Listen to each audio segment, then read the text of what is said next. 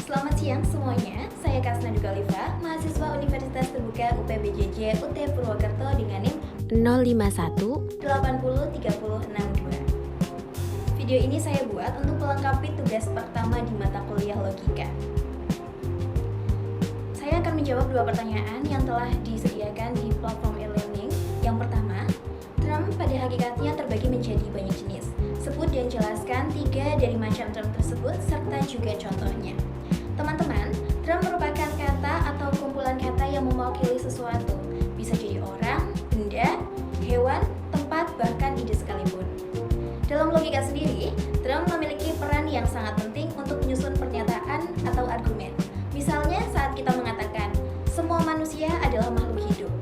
Kata manusia dan makhluk hidup merupakan term, karena dua-duanya menunjukkan hal yang sedang kita bicarakan, baik dalam satu kata maupun lebih dari satu kata. Ada beberapa jenis term dalam logika, saya akan menyebutkan 3. Yang pertama adalah term konkret. Term konkret biasa digunakan untuk menunjuk pada benda nyata atau sesuatu yang bisa kita lihat dan rasakan sendiri.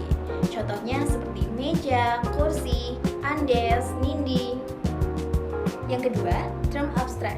Berbeda dengan term konkret, term abstrak ini digunakan untuk hal-hal yang tidak terlihat bentuknya karena hanya berupa sifat atau konsep. Contohnya, keadilan, persahabatan, kemanusiaan, atau keindahan. Yang ketiga, term tunggal. Term tunggal biasa digunakan untuk menunjukkan individu atau satu hal tertentu. Misal, penggunaan katanya yaitu kepala sekolah SMP Negeri 1 yang kedua, atau mungkin mahasiswa termuda di dunia. Hal itu sangat spesifik dan hanya satu dalam penyampaiannya. Nomor 2, jelaskan dan berikan contoh bentuk sesat pikir atau logical fallacy dan bagaimana agar terhindar dari logical fallacy.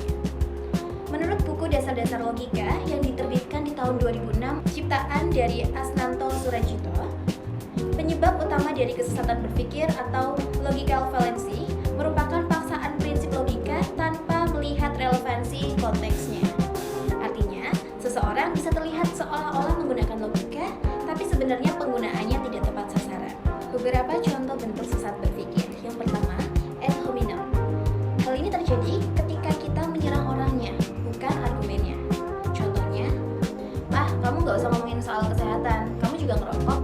Padahal bisa saja hal yang dikatakan oleh perokok merupakan hal yang benar, walaupun dia seorang perokok. Yang kedua, bandwagon atau ikut-ikutan.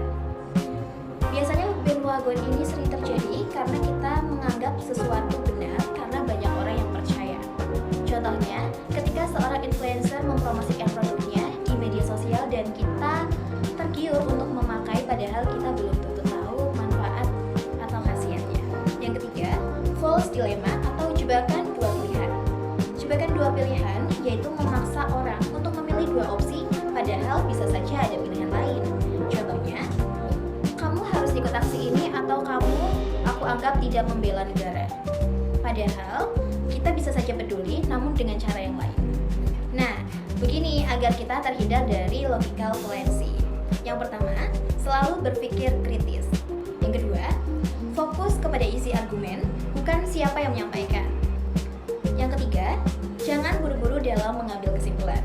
Kumpulkan terlebih dahulu fakta dan cek kebenarannya. Yang keempat, sadar akan emosi. Jadi teman-teman mahasiswa, agar argumen kita terlihat kuat dan meyakinkan, kita perlu menghindari logical fallacy atau